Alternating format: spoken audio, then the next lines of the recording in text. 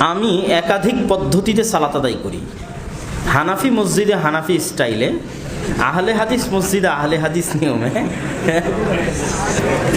আমার নামাজে কোনো সমস্যা হবে কিনা?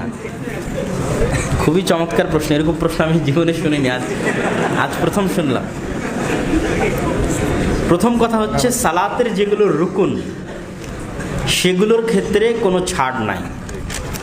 যেটা সঠিক সেটারই অনুসরণ করতে হবে। যে রুকুনগুলো বাদ দিলে সালাত বাতিল হয়ে যেতে পারে, যেমন সূরা ফাতিহা।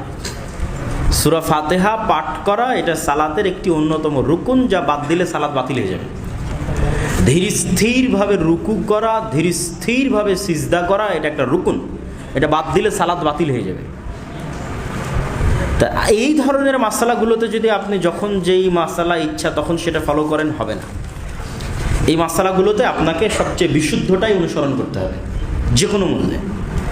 আপনি ওইগুলোতেই হয়তো পরিবর্তন করতে পারেন যেগুলো সালাতের রুকুনের সাথে সম্পৃক্ত নয়, সালাত বাতিল হওয়া না হওয়ার সাথে সম্পৃক্ত নয়।